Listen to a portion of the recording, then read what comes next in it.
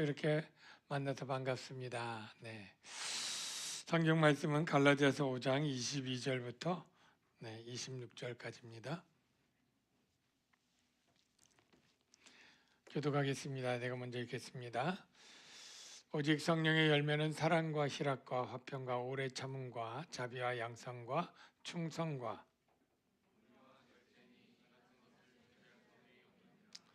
그리스도 예수의 사람들은 육체와 함께 그 정욕과 탐심을 십자가에 못 박았느니라. 다 같이요.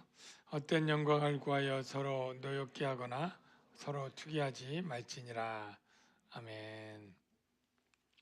우리 좌우 청년들에게 인사합시다. 사랑합니다. 사랑해 또는 나이에 맞게 인사해요. 네, 사랑합니다. 네, 반갑습니다. 네. 지난주 본문은 우리가 이제 육체의 일에 대해서 15가지를 살펴보았습니다. 오늘은 그에 대비해서 성령의 열매 9가지를 좀 살펴보게 될 텐데요. 이 자막을 조금 손봐 주세요. 네. 성령님에 대해서 먼저 우리가 조금 살펴보는 게 중요해요. 성령의 열매를 보려면 성령님을 봐야 되겠죠. 여러분들이 대부분 성경 공부반을 해서 삼위일체 하나님에 대해서 배웠을 테지만 성부, 성자, 성령 할 때 꼭 우리는 등급이 있는 것처럼 선입견을 많이 가져요. 성부 하나님 1등, 성자 예수님 2등, 성령 하나님 3등 그렇게 생각을 하기 쉬운데 사실은 아니죠. 성경은 세 분이 다 동등한 하나님이고 그 영광과 권능이 같다 이렇게 표현을 하고 일체, 삼위일체라고 할 때 한 신이 아닙니다. 우리가 믿는 분은 세 분이에요. 세 분. 근데 일체라고 하는 거는 세 분의 본체가, 본질 또는 본체가 같기 때문에 삼위일체 그래요. 그래서 단일신론도 아니고 삼신론도 아니에요. 삼신은 신이 세 개고 각자 별개고 단일신은 신이 하나라는 거죠. 우리가 믿는 것은 삼위일체 하나님은 세 분이지만 본체가 같아서 삼위일체의 하나님인데 이거는 다른 어떤 피조 세계에 이런 존재 양식이 없기 때문에 우리가 이해하기가 어려워요. 그러나 성경의 선언을 우리가 믿음으로 받아들이는 거죠. 그 성령님 할 때 한국 교회는 은사주의 성령 운동하는 게 은사주의에서 많이 나왔는데 주로 방언을 하고 이제 예언을 하고 그리고 병 고치고 희락 이런 것들에서 막 웃는 연습들을 하고 이런 운동들이 성령 운동에 많이 나타났는데 사실 성령님을 그래서 우리가 어떻게 오해를 하냐면 은사 주는 분 또는 능력 행하는 분 이렇게 치우쳐서 이해를 하거나 아니면 성령님을 무슨 에너지 이런 식으로 이해를 하는 사람도 있어요. 근데 다 틀린 겁니다. 성령님은 바로 세 분 하나님인데 세 분 하나님 중에 동등한 하나님인데 우리가 성령 하나님을 왜 그렇게 이해하게 됐는가 생각해 보면 구약에는 여호와 하나님만 나오잖아요. 신약의 복음서에는 예수님이 나오고 나중에 사도행전 이후에나 성령님이 나오는 거예요. 그러니까 구약의 여호와 하나님이 신약의 예수님이 됐다가 그 다음에 예수님 가신 다음에 예수님의 영 성령이 오는 것처럼 이렇게 역사를 3단계로 구분해서 이해하는 그런 이해가 있었어요. 이건 틀린 겁니다. 왜 틀렸느냐면 이거는 양태론적 이단이라고 해서 하나님이 세 가지의 형태로 바뀌어간다 이런 주장인데 이게 왜 틀리냐면 그러면 여호와 하나님일 때 예수님과 성령님은 없는 게 되고 예수님일 때 여호와 하나님이나 성령님이 없는 거잖아요. 마치 내가 교회에서는 김 목사고 집에 가서는 아버지고 회사에서는 김 부장이다. 이런 것처럼 회사 가서 김 부장으로 일하다가 집에 와서 아버지로 있고 교회에서는 김 집사로 있으면 이 상태가 우리 성경 하나님을 이해하는 것으로 이해를 하면 땡 틀린 거다. 왜냐하면 이게 뭐가 문제냐면 내가 집에서 아버지를 있을 때 교회에 김 집사는 없잖아요. 내가 교회 가서 김 집사로 있을 때 회사에 김 부장은 없잖아요. 동시에 있을 수가 없고 나는 왔다 갔다 바쁘게 다니는 거죠. 근데 우리 하나님은 성경에 볼 때 세 분이 동시에 등장하는 장면이 있어요, 없어요? 있어요. 예수님이 세례 받을 때 성령이 비둘기같이 내려오고 위에서 음성이 있어 이는 내 사랑하는 아들이니 너희는 저의 말을 들으라. 동시에 세 분이 존재하기 때문에 아까 양태론적 그런 주장은 이단이고, 성령님이 하나님이신데 성령님이 창조 사역에 동참을 했다 안 했다? 어떤 걸 것 같아요? 창세기에 성령 하나님이, 우리가 여호와 하나님이 이 세상 만물을 창조했다는 건 다 알잖아요. 성령님이 창조했다 그러면 그런가? 성령님도 창조했나? 이렇게 생각을 하는 사람이 있는데 했을까 안 했을까? 했죠. 이렇게 돼 있어요. 땅이 온돌하고 공허하며 흑암이 깊음 위에 있고 하나님의 영은, 이게 성령이에요. 수면 위에 운행하시니라. 그러니까 창세기 초반에 성령님이 나오는데 여기 수면 위에 운행하시더라를 원어를 잘 살펴보면 마치 이런 단어라 그래. 암탉이 알을 이렇게 품고 있을 때 생명을 키우기 위해서 알을 품는 것처럼 하나님의 영이 이 지구가 수면으로 덮여 있을 때 지구를 알처럼 이렇게 품고 있어서 생명을 부여하는 그러한 이미지와 같은 단어인데, 성령 하나님은 우리에게 생명을 공급하는 영입니다. 사람을 지을 때도 성령 하나님이 생명을 공급했는데 이런 말씀 있죠. 여호와 하나님이 땅의 흙으로 사람을 지으시고 이제 흙이야. 근데 그 다음에 뭐가 있어요? 생기. 이게 하나님의 영이에요. 그래서 그 코에 불어넣으시니 사람이 생명이 된지라. 우리가 지난번 설교에 보니까 사람이 선악과를 따먹고 죄를 짓고 늘 죄를 짓는 온통 세상의 죄악에 관용할 때에 하나님이 이제 내가 그 사람에게서 떠나겠다 이런 말씀을 한 적이 있다고 했죠. 창세기 6장 3절의 말인데 여호와께서 이르시되 나의 영이, 여기 하나님의 성령이죠, 영원히 사람과 함께 하지 아니하리니. 그래서 거두셨단 말이에요. 근데 하나님은 우리를 긍휼히 여기시는 그런 하나님이기 때문에 다시 우리에게 영을 주실 계획을 가지고 있었어요. 그게 에스겔 선지자를 통해서 먼저 요엘 선지자 이렇게 두 개의 예언을 하는데, 내가 새 영을 너희 속에 두고 새 마음을 너희에게 주되, 뭐 이렇게 내 영을 너희 속에 두어, 즉 미래지만 내가 영을 주겠다 이런 약속을 합니다. 요엘서도 내가 내 영을 만민에게 부어주리니 이런 약속을 해요. 구약 성경에. 그리고 예수님이 와서 딱 가르치는 말씀이 이렇게 말하죠. 내 아버지께서 내 이름으로 성령을 보내실 건데 그가 보혜사고 너희와 함께 있고 너희에게 진리를 가르치고 생각나게 하리라. 이런 약속을 해줍니다. 그리고 나서 예수님이 십자가에 죽으시고 부활한 다음에 정말로 아버지께 성령을 받아서 우리에게 성령을 부어주신 사건이 오순절에 성령이 임한 사건이죠. 그래서 믿는 자마다 성령을 부어주셨다 이렇게 말씀하는데, 여기서 한번 짚고 넘어가죠. 여러분, 예수 그리스도가 하나님의 아들인 걸 믿습니까? 예수 그리스도의 십자가의 죽음이 내 죄를 대속하는 죽음이었다고 하는 성경의 말씀을 믿습니까? 이렇게 믿으면 반드시 그분은 성령을 받는 사람이에요. 이것은 여러분이 그렇게 믿는다고 고백을 하면, 지금 입으로 소리 낸 사람은 일부지만 마음으로는 아멘한 친구들 꽤 있을 텐데, 여러분 그렇게 아멘으로 받은 친구 안에는 지금 성령이 있습니다. 믿습니까? 그것은 나를 믿는 게 아니고 바로 하나님의 약속의 말씀이 그런 거예요. 하나님의 약속의 말씀이 뭐냐면 예수 그리스도를 믿고 세례를 받는 자에게 하나님은 죄사함과 의롭다함과 영생을 선물로 주는데, 지금 있는 사람뿐 아니라 오고 오는 모든 시대의 모든 먼 데 사람, 하나님이 얼마든지 부르시는 사람들에게 하신 약속이기 때문에 우리가 여러분의 판단과 감정을 믿는 게 아니라 약속의 말씀을 믿기 때문에 내가 감정으로 느끼든 아니 느끼든 바로 예수 그리스도를 구주로 내가 믿고 하나님의 아들 대속의 사건을 믿는 나에게는 성령이 와 계신다라는 것을 여러분 아시기를 바랍니다. 그러면 이 성령께서는 우리 안에서 뭘 하냐면 일하시는데, 일해서 어떻게 하느냐면 열매를 맺습니다. 바로 오늘 읽은 갈라디아서 5장 22절에 성령의 열매가 나오는데, 여러분 가운데 외운 친구들도 있을 것 같지만 우리 외우지 말고 같이 한번 읽어보겠습니다. 시작.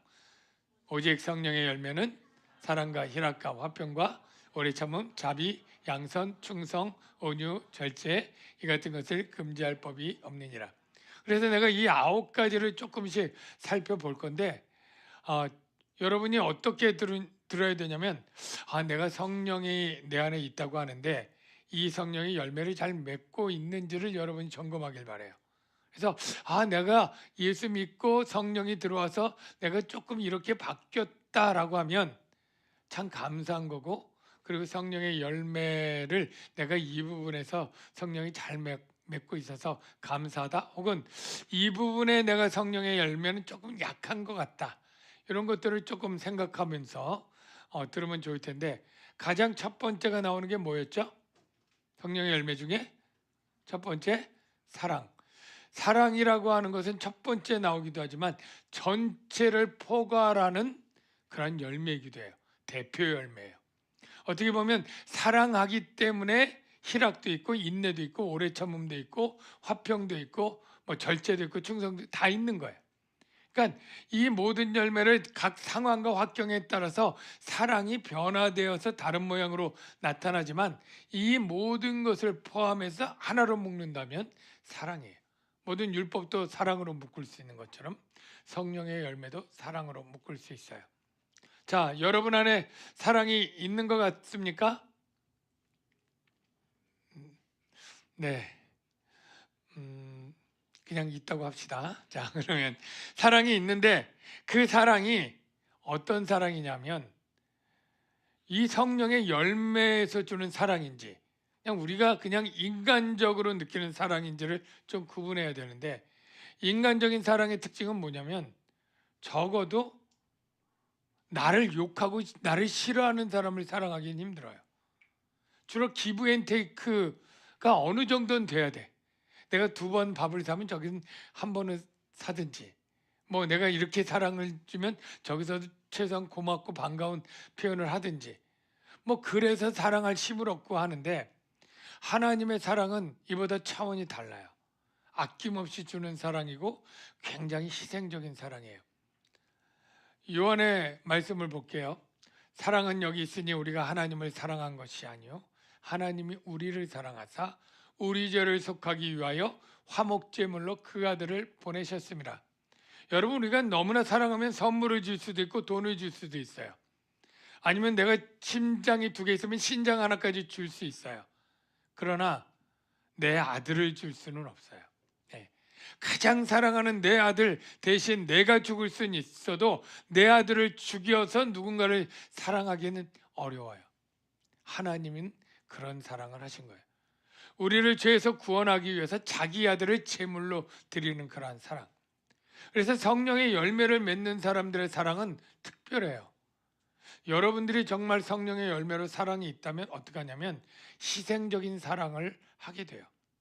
그래서 저가 내가 주는 만큼 안 오는데도 계속 줄 수 있거나, 우리가 부모가 자녀들에게 주로 해주는 그러한 사랑을 내가 친구에게 한다, 아니면 학교 회사에서 동료에게 한다, 그 사람은 정말 사랑의 열매가 있는 거고, 그는 성령이 충만한 사람이에요.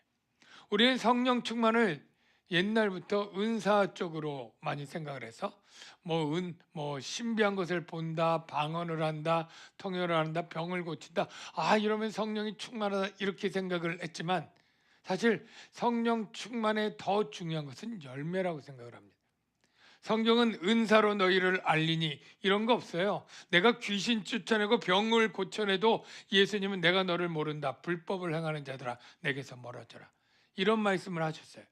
그러나 열매를 맺는 자는 내가 열매로 알지니, 이런 말씀을 하셨어요.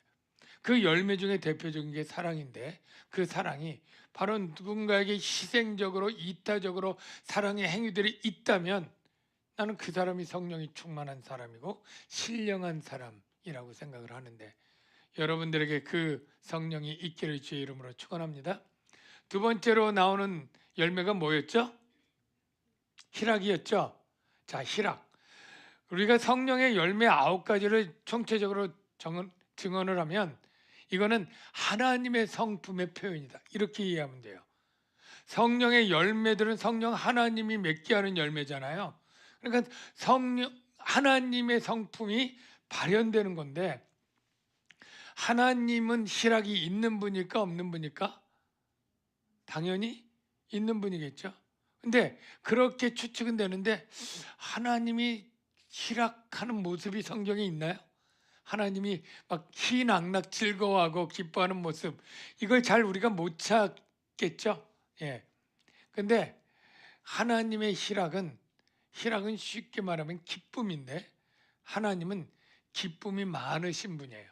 우리 친구들 가운데도 웬만해도 웃지 않고 웬만해도 막 즐겁지 않은 그런 친구들도 있잖아요. 근데 어떤 친구들은 조금만 뭐 하면 자지러지고 유머 재미없는 거 가도 그냥 박장대소 하면서 이렇게 웃는 친구들 있잖아요. 그런 것처럼 하나님은 어떤 분일까 할 때, 하나님은 웃음과 기쁨이 많은 분이에요. 그래서 하나님이 창조하신 다음에 보시기에 좋았더라, 이런 표현들이 여러 번 나오잖아요. 나중에 심히 좋았더라. 이게 뭐냐면, 하나님은 당신이 만든 창조 세계, 당신이 만든 사람들 피조물을 보고 너무 좋아서 기뻐하시는 거예요, 흐뭇하게. 예. 그리고 특별히 당신이 사랑하는 백성들, 예수 믿는 그 자녀들을 볼 때는 너무너무 기뻐하셨다. 뭐 재밌는 개그나 꽁트가 나와서가 아니에요. 그냥 기뻐하시는 거예요. 그게 스바냐에서 이렇게 표현되어 있습니다.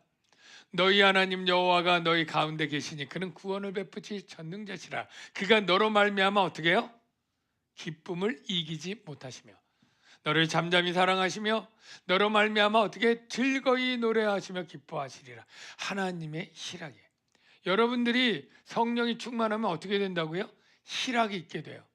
아니 목사님, 지금 뭐 시험에 떨어졌는데, 시험 망쳤는데 왜 어떻게 기뻐요? 뭐 회사가 뭐 안 됐는데 어떻게 기뻐요? 이럴 수도 있겠죠.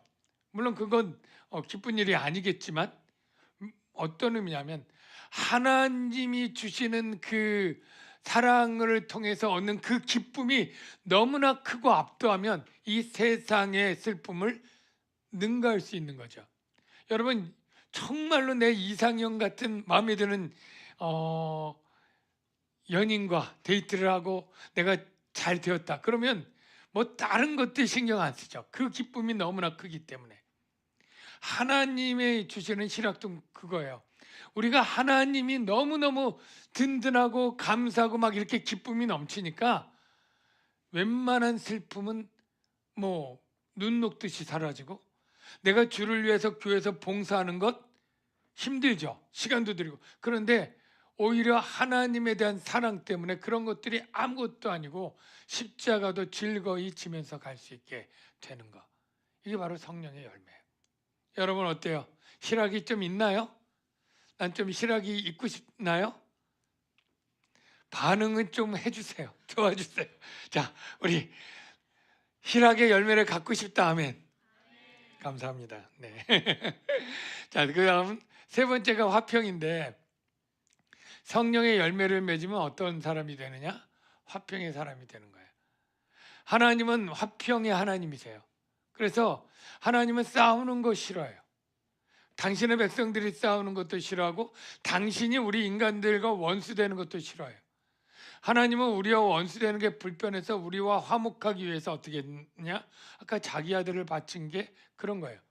하나님이 그리스도로 말미암아 우리를 자기와 화목하게 하시고, 죄인을 원수예요. 원수인 죄인과 화목하기 위해서 자기 아들을 죽여서 화목하게 한 다음에 너희도 화목해. 그래서 저와 여러분은 다 화목하게 하는 직분을 받았어요. 여러분 셀 모임 할 때 셀 모임의 분위기가 서로 누가 티격태격 정말 서로 성격 안 맞아서 막 할 때 여러분들이 화평의 사람들이 되길 바랍니다. 그래서 그 셀 모임이 여러분 때문에 분위기가 좋아지고 싸울 일이 싸우지 않고 화목하게 되어지고, 여러분이 무슨 팀으로, 사역 팀으로, 찬양 팀으로 들어갈 때 여러분 때문에 화목하게 되고, 여러분이 직장 생활하고 알바할 때 여러분 때문에 직원들 분위기가 좋아지고, 이게 성령의 사람들이 하는 일이고, 세상의 빛과 소금으로 살아가는 게 뭐 다른 데서 있는 게 아니라 이렇게 성령의 열매들을 세상 가운데 맺어 갈 때 여러분이 세상의 빛이 되고 소금이 되는 것입니다. 하나님이 미워하는 사람 중에 어떤 사람 미워하느냐면, 어떤 사람이라 그래요? 여호와께서 미워하시는 것 중에 형제 사이를 이간하는 자는. 우리 청년부에는 이런 사람이 제가 잘 모르지만 없을 줄로 믿습니다. 예. 혹시 그런 마음을 품었던 친구, 성령님 지금 회개케 하십니다. 네. 하나님은 화목한 걸 좋아해요. 그 다음에 성령의 열매 중에 뭐가 있냐면 오래 참음인데요. 하나님은 오래 참으세요. 그러니까 우리를 심판하지 않고 아직도 참고 있는 거잖아요. 어떤 사람이 꿈을 꿨는데, 왜 주님 재림해서 빨리 이 사탄이 있고 정말 이 옛날 북한 정권도 있고 이렇게 그냥 이슬람 같은 이단도 살추가하는데 왜 빨리 심판하지 않습니까? 그런 막 기도를 했는데 어느 날 꿈을 딱 꿨는데, 자기가 꿈을 꿨는데 시계가 딱 이렇게 벽시계 보이는데 6시 5분 전에 있는데 착각하고 6시쯤 갈라 그러니까 예수님이 딱 와서 그걸 5분 전으로 딱 돌려놓더래요. 또 시간이 지나서 착각 정각이 되려 그러면 예수님이 와서 또 이렇게 돌려놓더래요. 자기가 꿈을 딱 깨고 나서 이게 도대체 무슨 꿈인가 딱 생각해 보니까 6시가 딱 되면 하나님이 재림해서 심판할 시간처럼 느껴지는데, 그 시간이 될 때마다 예수님이 자꾸 그걸 늦춘다는 거예요. 왜? 아직 구원할 사람들이, 아직 회개할 사람들이, 심판이 돼서 죄로 멸망할 사람들이 너무나 눈에 밟히고 불쌍하게 느껴지는 주님께서 자꾸 오래 참느냐고 시간을 돌려놓는 것이구나 라고 깨달았다는 것을 얘기하는데 일리 있어요. 왜냐하면 하나님은 긍휼이 많으시고 은혜로우시며, 이 자막이 안 나옵니다. 노하기를 더디하시고 인자하심이 풍부하시다. 여러분, 오래 참는 우리 청년들 되시기를 축복합니다. 일단 성내지 마세요. 성내지 마세요. 그 성내는 사람들의 특징이 뭐냐면, 성내면서 이렇게 말해요. 내가 뭐 틀린 말 했어? 내가 다 교회를 위해서, 이렇게 하면 교회 청년부가 안 되기 때문에 이렇게 잘 되라고 하는 말이야. 이런 식으로 얘기를 해요. 근데 그 말이 대부분 또 맞아요. 대부분 맞는데 성경은 이렇게 말해요. 성내는 것이 하나님의 의를 이루지 못한다. 말하기도 더디하고 성내기도 더디하라. 따라해봐요. 말하기도 더디하고 성내기도 더디하라. 그래서 여러분이 암만 오라도 성질내는 건 하나님의 의가 아닙니다. 최대한 따뜻하고 친절하게 의견을 얘기할 수는 있지만, 아무리 옳다고 하나님의 뜻이라고 하면서도 성내는 것은 옳지 않습니다.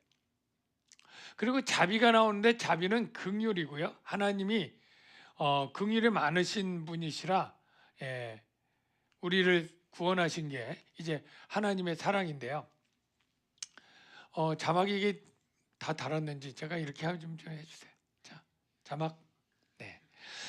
긍휼이 풍성하신 하나님이 우리를 사랑하신 그 큰 사랑을 인하여, 자, 하나님이 우리를 죄인이었을 때 구원해 주신 것은 죄인이기 때문에 더럽고 네가 이렇게 타락했고 미워하지 않고 불쌍히 여겨서 긍휼 자비를 베풀어 주시는 것이죠.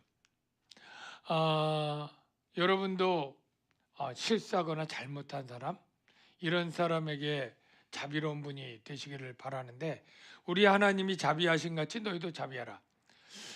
예수님이 하나님이 어떤 분이신가를 소개할 때 누가복음 15장에 보면 뭐가 나오냐면 돌아온 탕자 이야기가 나오죠. 거기 부잣집 아버지가 있는데 너무 마음이 좋아요. 둘째 아들이 아버지 살아있을 때 유산 달라고 떼쓰는 거는 아버지 빨리 죽어라 하는 것도 의미가 담겨 있어요. 재산. 아버지가 그 헐값에 빨리 부동산 처분해서 그 주지 않았습니까? 그런데 그때 아버지가 성질 내는 거 하나도 없어요. 이 배은망덕한 이 못난 아들한테 잔소리나 성질 안 내고 그걸 다 해줘요. 그럼 가서 잘 살아야 되는데 가서 허랑방탕 다 낭비하고 나중에 이 알거지가 돼서 왔을 때 그때도 아버지가 싫은 내색하지 않습니다. 그냥 불쌍히 여기고 그를 그냥 안아주고 아들로 삼죠. 이게 바로 하나님의 자비하심의 특징이에요. 우리가 누군가 자비하려고 그러는데 잘하고 있는 사람에게 긍을 베푸고 이런 거 아니에요. 그냥 성질 더럽고 나쁘고 하지 말라는 짓 계속하는, 그래서 구제불능과 같은 그런 사람들에게도 긍휼히 여기고 사정이 있겠지. 아직 약하겠지. 아직 믿음이 적어서 그렇지. 아직 교회 온 지 얼마 안 돼서 그렇지. 가정에 무슨 일이 있었나 보다. 그렇게 불쌍히 여겨주는 것. 이게 자비고 이게 바로 성령 충만한 사람들의 삶인 거예요. 여러분도 그런 분들 되시기를 축복합니다. 그 다음에 착함, 양선인데요. 이 양선이 그냥 착하니까 순에 문드러 쳐가지고 그냥 누가 뭐라 그래도 뭐 이런 착한 그것만 생각하는데 사실 착하다 할 때는 성경은 적극적으로 선을 행하는 행위를 하는 사람들이에요.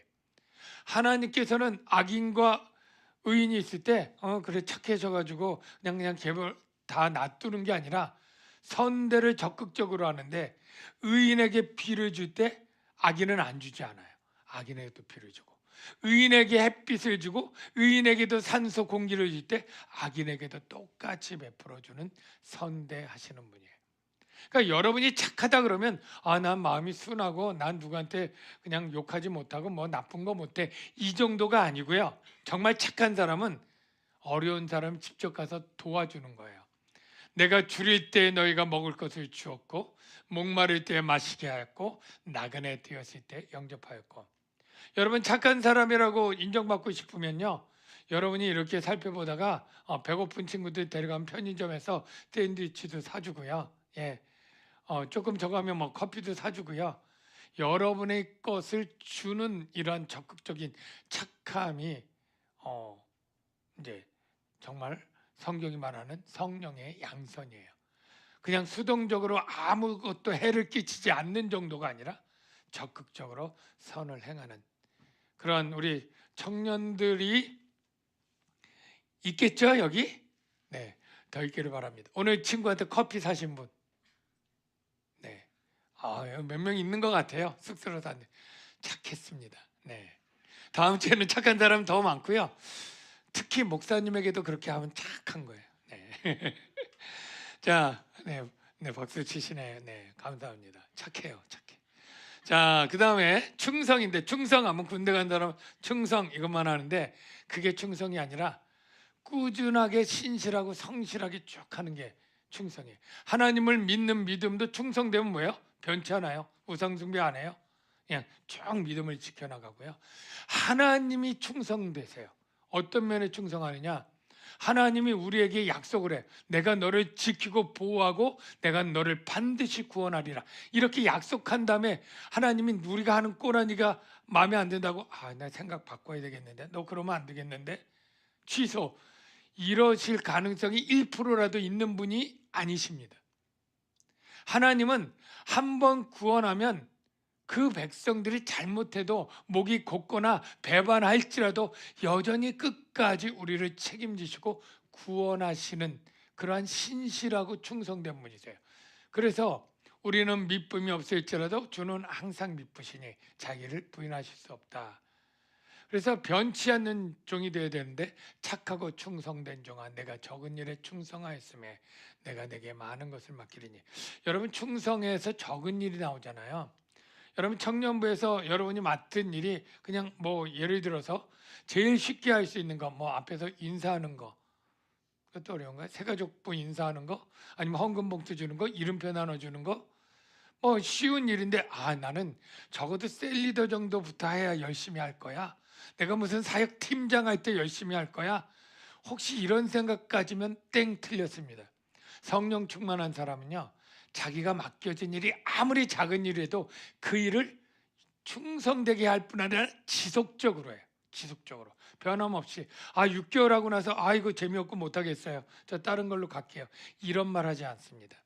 1년이면 맡은 임기대로 쭉 그대로 가는 거예요. 그래서 저는 한다고 하면 끝까지 하는 친구, 이 사람이 성령 충만한 사람의 봉사 마음이죠.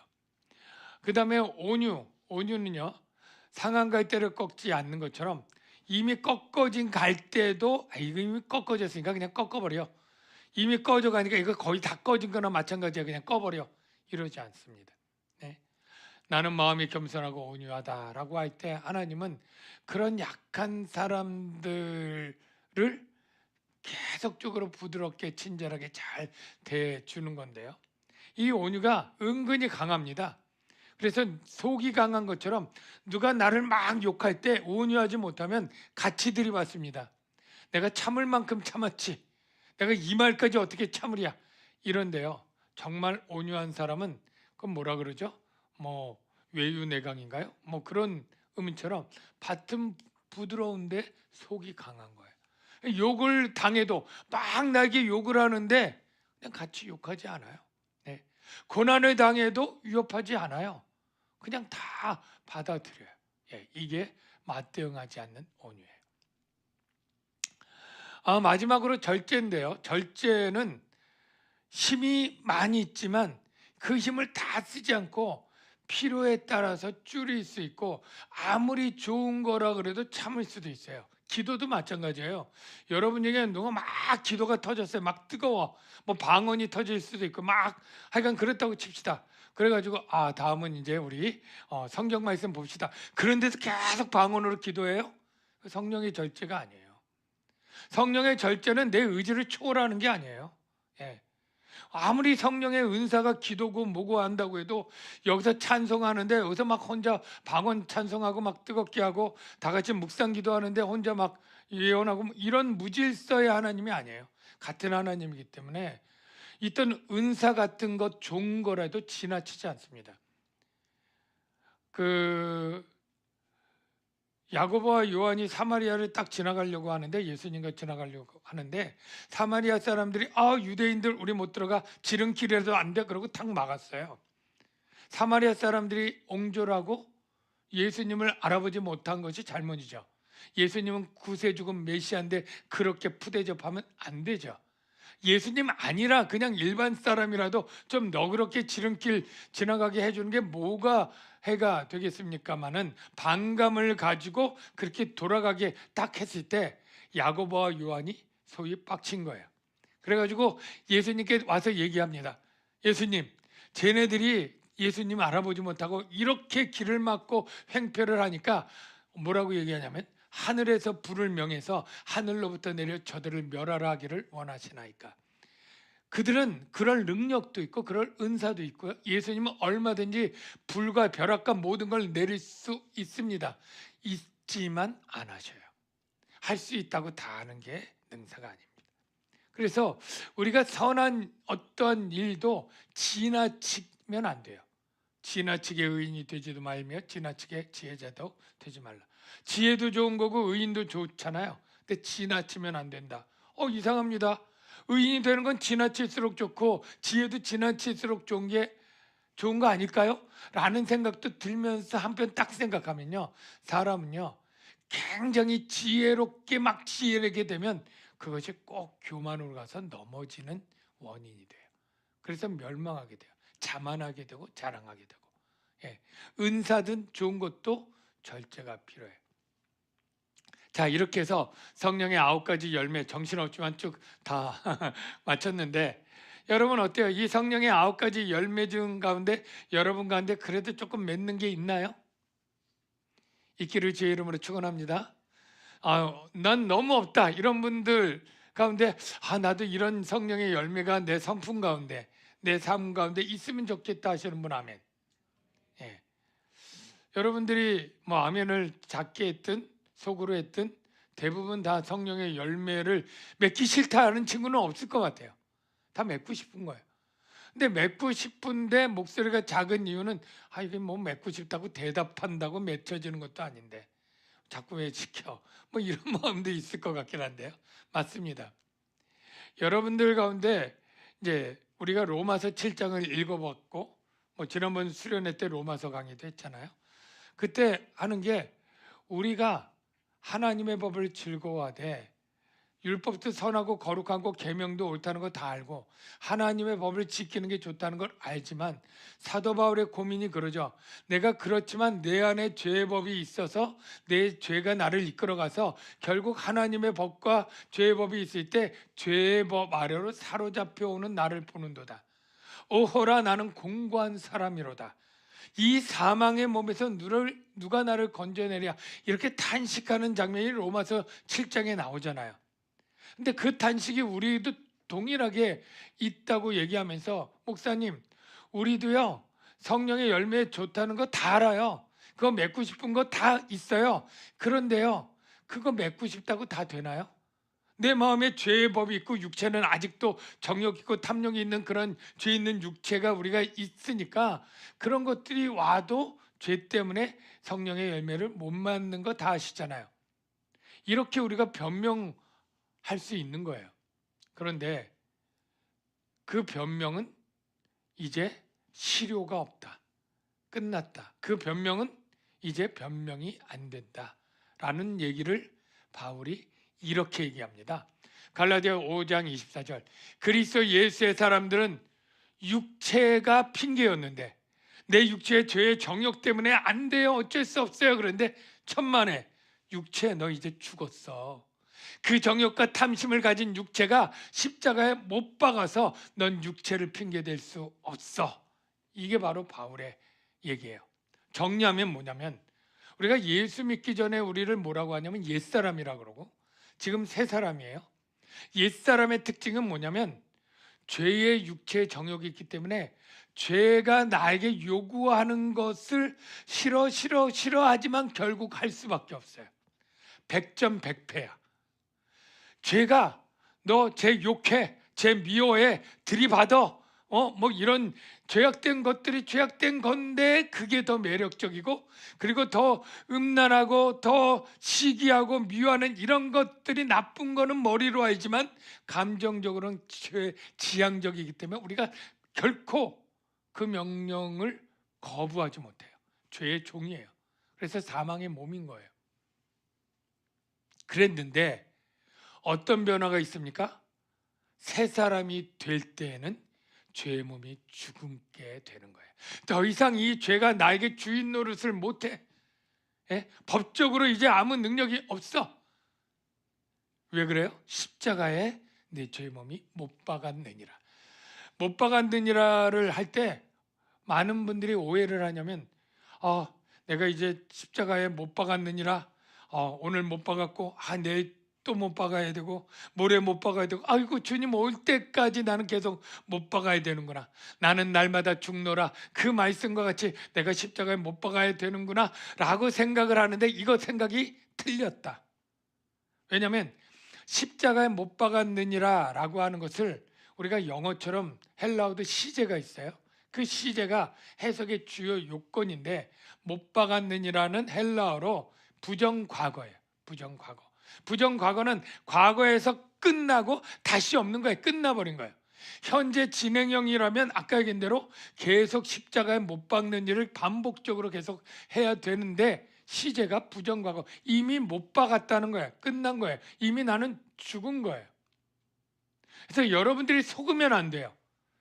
옛사람이 아니라 우리는 이제 나는 새 사람이 되었고 죄가 나에게 아무런 법적인 권리가 없고 죄가 주인이 아니에요. 그래서 죄가 너 이런 줄 해, 이렇게 저렇게 뭐해 라고 하면서 우리에게 명령한다 할지라도 나는 그러지 않겠습니다. 얼마든지 거절할 수 있는 거예요.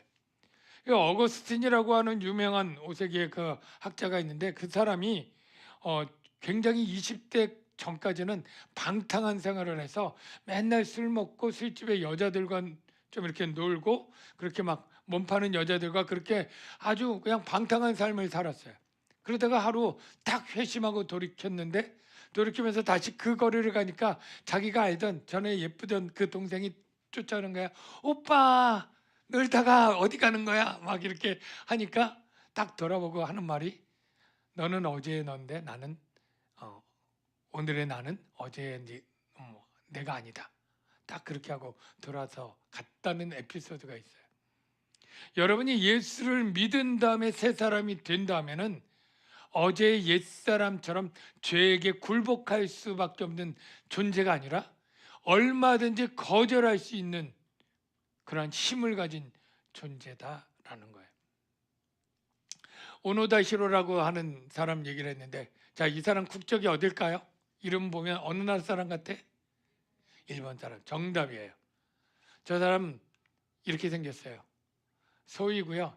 1944년은 2차 세계대전이 거의 끝날 무렵에 이 사람이 부하들을 이끌고 필리핀의 루방섬에 거기에 이제 전투 병력으로 파견이 됐습니다. 몇 년 안에 이 부대는 거의 괴멸되고 몇십 명 안 남았고 계속 했을 때 전쟁이 패망됐어요. 그래서 일본이 패전했고 항복선언을 했고 거기 있는 군인들이 다 본국으로 이제 자대로 다시 가는 건데, 이 아까 오노다 히로는 자기 몇 명의 사람들과 이 말이 거짓말이다. 이거 전쟁이 끝나지 않았다. 안 믿은 거예요. 그래서 거기에 남아서 떠나지 않고 안 내려가고 계속 게릴라전을 계속 하고 있는 거예요. 2차 세계대전을 자기 몇 명 친구들이랑 계속 하는 거예요. 나중에 3명 남았는데 결국에 몇 년에 한 명씩 다 결국 죽어서 혼자 남았는데, 이 사람을 이제 다시 끄집어내려고 그 사람들이 이제 나오도록, 그 정글에서 나오도록 비행기로 이제 삐라처럼 막 전단 보내서 일본에 패망했던 그 선언, 천황의 선언 사진도 보내주고 뭐 그런 글귀도 보내주고 이런 삐라 보고도 이거 다 거짓말이라고. 그래서 본국에서 가족들을 송환해 왔어. 그래서 그 엄마랑 누구랑 와가지고 얘야 오노다 히로야 엄마가 왔다 막 방송을 하고 해도 이거 다 거짓말이라고. 우리를 잡아 죽이려고 하는 거다. 그리고 그 안에서 계속 게릴라전을 하면서 약탈하고 먹고 살아야 되니까. 그래서 필리핀 사람은 30명 이상을 죽이고 그렇게 부상을 시켰는데 결국 몇 년 만에 그렇게 30년을 있었어. 그래서 1974년이 됐는데 이 사람이 그렇다는 사실을 알고 일본 정부에서 그 사람에게 처음 그 루팡섬에 파견 보냈던 사령관을 수소문해서 나이 들어가지고 그 사령관을 이 섬에 보내가지고 그 임무를 줬던 것을 해지하고 이제 그 명령을 안 해도 좋다고 하는 그런 것들을 어떻게 전달해서 그때서야 나왔다 그래요. 그때 나올 때 몰골이 저거예요. 가운데 사진. 이 사람은 전쟁이 끝났어도 끝난 줄 모르니까 계속 그 삶을 30년을 그 전쟁의 두려움과 공포 가운데 싸우면서 그렇게 그 인생을 30년을 허송보다 더 비참한 그런 삶을 살게 된 어리석은 거죠. 이야기를 왜 하냐면 우리 예수 믿는 그리스도인들도 그럴 수 있어요. 무슨 말이냐면 이미 선언은 너는 죄의 몸이 아니다. 죄에게 종노릇 할 필요가 없다라고 주님은 분명히 선언을 했지만 우리가 그 선언을 안 믿고 속아서 계속 죄에게 종노릇 한다면 그 인생은 비참하고 불쌍한 인생이 아니겠습니까? 바울은 분명히 이렇게 말합니다. 우리가 알거니와 우리 옛사람이 예수와 함께 십자가에 못 박힌 것은, 이 예수와 함께 십자가에 못 박힌 것은 그 2000년 전에 가서 못 박힐 수는 없고 우리가 지금 살아갈 때 예수 그리스도를 믿고 그의 십자가의 죽음이 내 죽음이라고, 대속의 죽음이라고 믿을 때에 십자가에 못 박히는 거예요. 여러분마다 십자가에 못 박힌 시간이 다 다를 수밖에 없는 게 여러분이 예수님의 구속을 믿는 그 순간이 여러분이 십자가에 못 박힌 순간인데, 그러면 죄의 몸이 죽어서 다시는 우리가 죄에게 종노릇 하지 아니하리니 죄의 몸에 성령이 오시면서 죄를 이기고 하나님의 뜻을 순종할 수 있는 은혜와 능력이 있게 된 것이죠.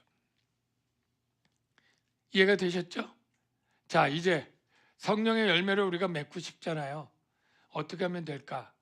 그것만 이제 정리하면 되는데, 끝으로 왜 일들이 아니고 열매일까? 자, 육체의 일에 대비되면 성령의 일인데 일이란 단어를 안 쓰고 열매를 써요. 그것도 이상한데 9가지 열매면 분명히 복수인데 왜 단수를 썼을까?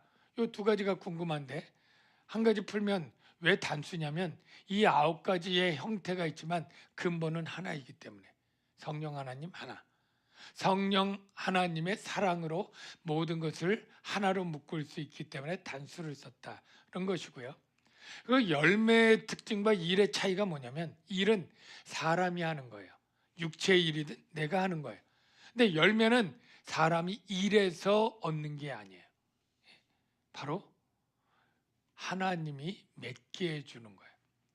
열매 맺는 법이 뭘까요? 열매 맺는 법은 예수님이 이미 요한복음 15장 포도나무 가지에 비유해서 얘기를 해줍니다. 가지가 포도나무에 붙어 있지 아니하면 스스로 열매를 맺을 수 없음 같이 포도나무 가지가 잘라져 있다. 열매 맺을 수 없겠죠? 너희도 내 안에 있지 아니하면 그러하니라.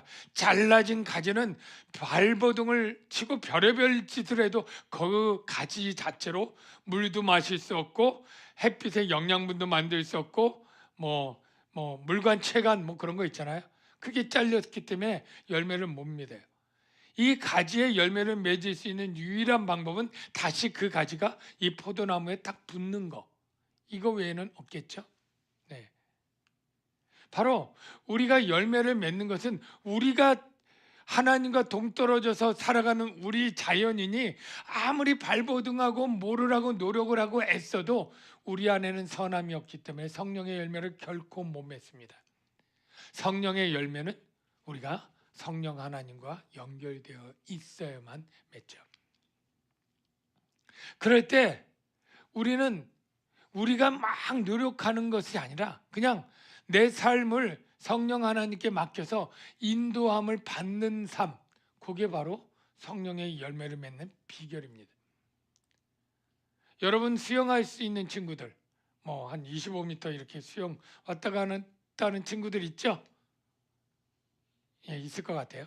뭐 많지는 않겠지만 있을 것 같은데, 목사님이 초등학교 때 정확히 모르겠는데 한 4학년이나 5학년이나 우리 시골의 고모네 오산수라고 거기 갔는데 거기에 어렸을 때는 뭐 시골에 수영장이 없었어요.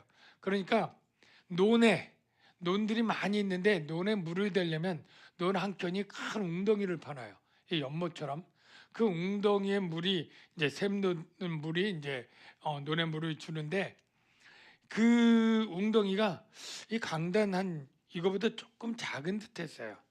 그때 그런 웅덩이인데 거기서 이제 형들이랑 해서 한 서너 명이 수영을 하는데 저는 처음 수영을 한 거예요. 뭐 물장구.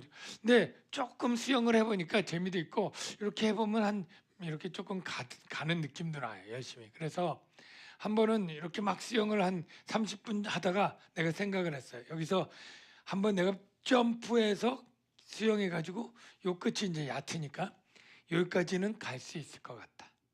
생각하고 점프를 시커다고 물속에서 있는 거 막 발장구를 치고 거의 숨이 차오를 때 딱 떴는데 한 2m 왔나 봐. 제일 깊은 데까지 왔어. 그리고 나서는 밑으로 그냥 물을 먹는데 물이 지금도 기억에 선명한데 정말 찐노란색 흙탕물이니까 그런 찐노란색 몇 개의 그 흙탕물 몇 번 먹으면서 허부적 거리고 막 있는데 형들도 다 초등학생이니까 나를 건지러 들어오질 못해. 내가 허부적거리는데 잘못 걸리면 같이 물 먹으니까. 그래서 어떻게 하고 있는데 마침 그 뭐 김매로운 아저씨가 밀짚 모자 쓰고 밀짚 모자 쓴 아저씨인데 이게 밀짚 모자가 의미가 있었어. 그 밀짚 모자 쓴 아저씨라고 해. 나는 그 상황에는 몰라.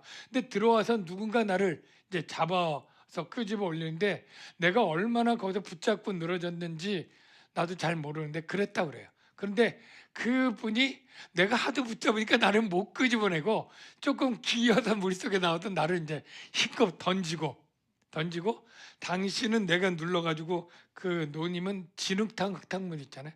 거기 박혀서 본인도 간신히 기어 나왔다고 얘기를 해.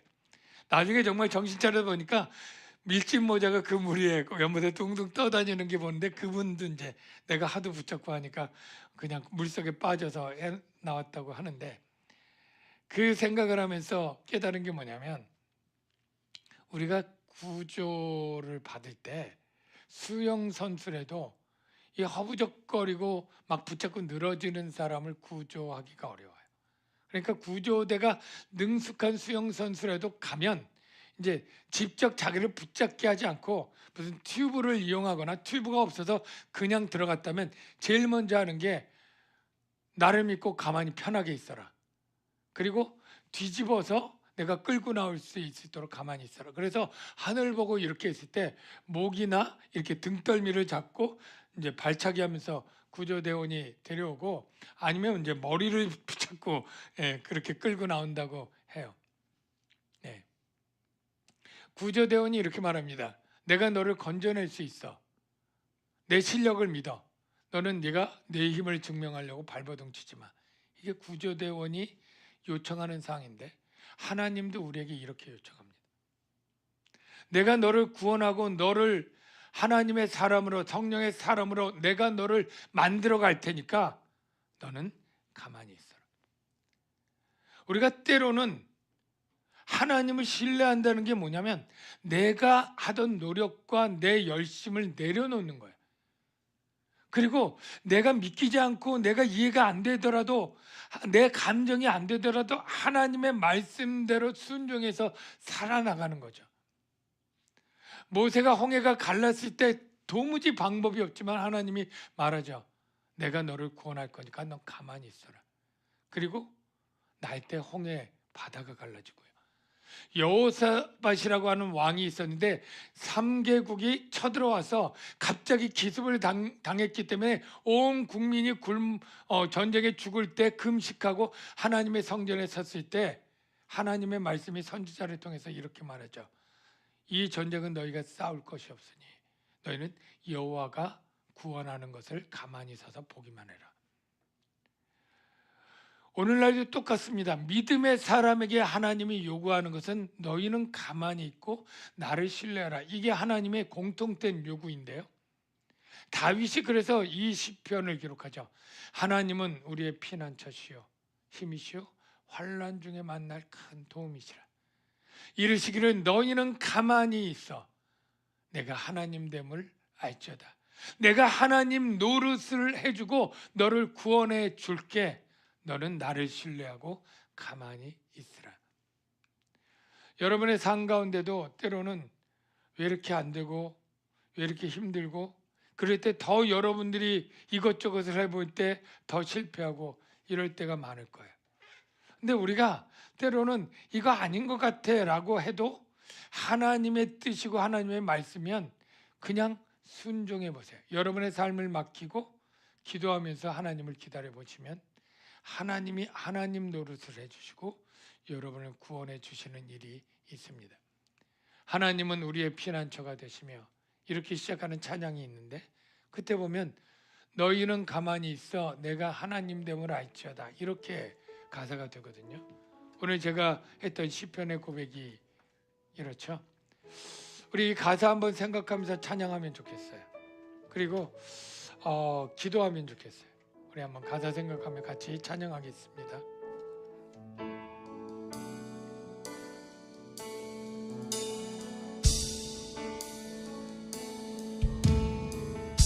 하나님은 우리의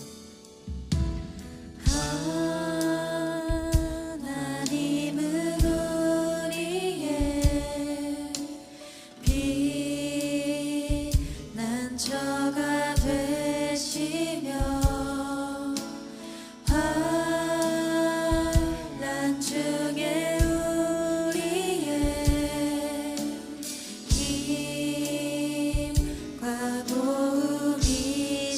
다시 한번 하나님은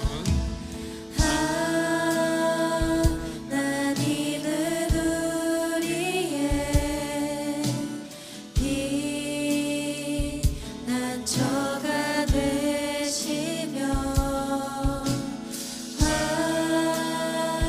환난 중에 우리의 힘과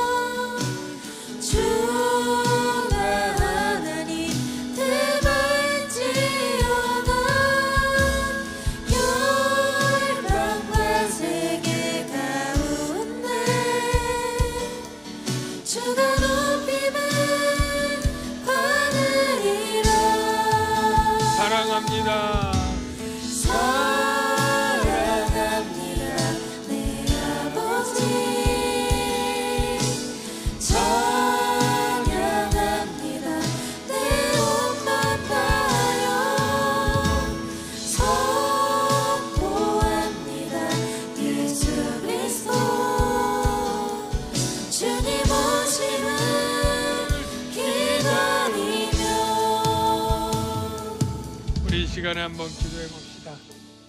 오늘 말씀 생각해 보면서 나도 성령의 열매를 맺고 싶은데 왜 안 될까 하는 생각들을 했다면 내가 성령을 따라 사는 삶이 내게 부족하지 않은가. 내가 성령을 알지만 내가 왕처럼 내가 하고 싶은 대로 내 고집대로 주님 그거는 못하겠어요.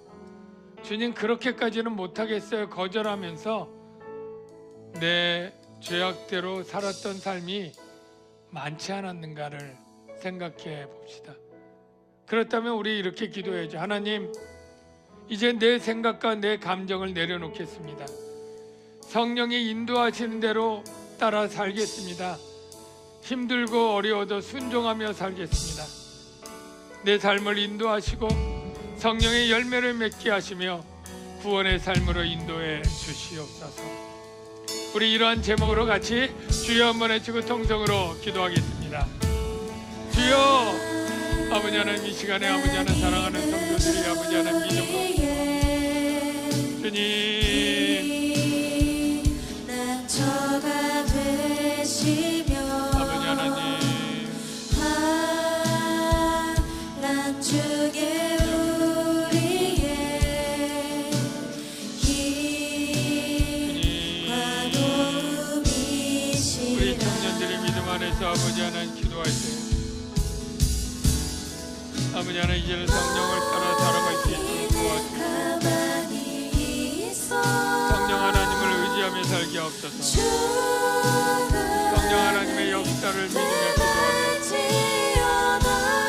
내 힘과 내 능력으로 하던 기도를 멈추게 하소서. 하나님을 아버지 하나님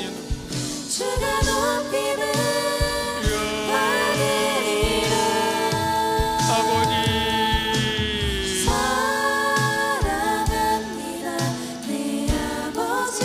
성령 하나님 우리를 사로잡아 주시고 성령 하나님을 따라 살게 하여 주옵소서.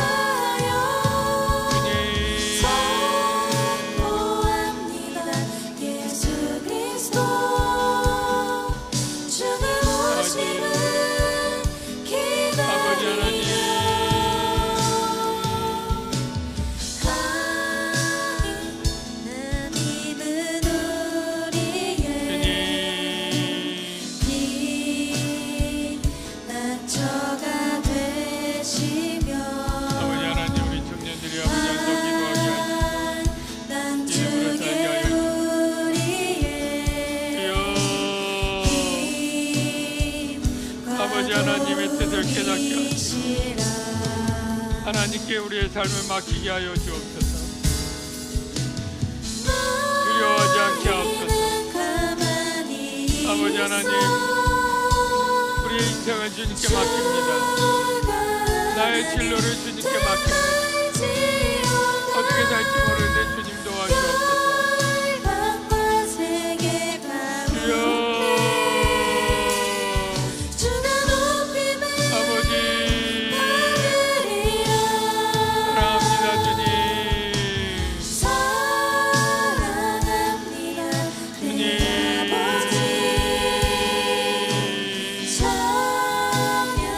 청년들을 위로하시고 내가 너와 함께 있다고 내가 너를 도와주리라고 아버지 하나님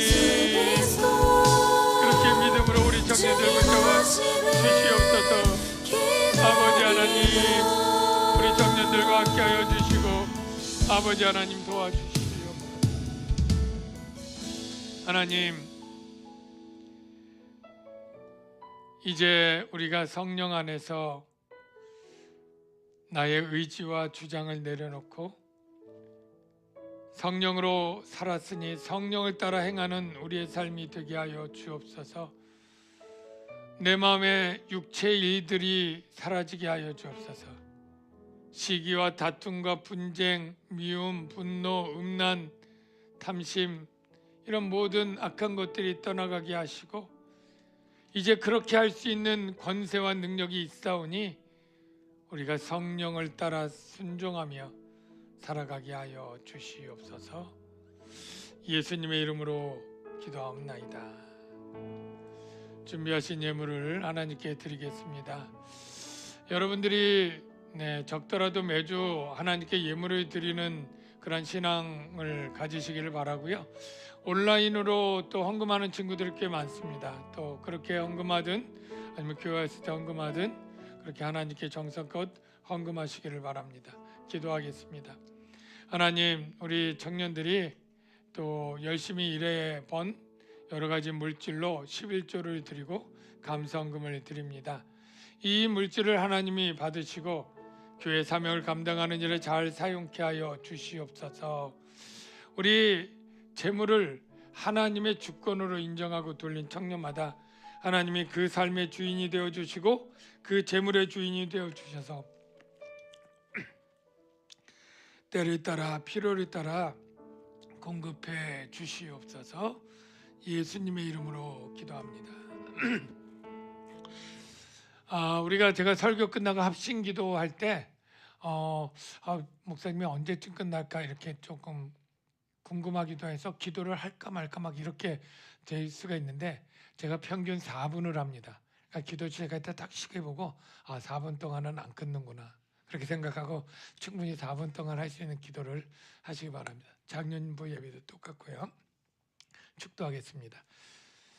이제는 우리 주 예수 그리스도의 은혜와 하나님 아버지의 무한하신 사랑하심과 성령님의 위로교통 충만하신 은혜가 성령의 열매를 소망하며 믿음으로 나가는 죄 자녀들을 위해 이제로부터 영원토록 함께 하실지어다. 아멘.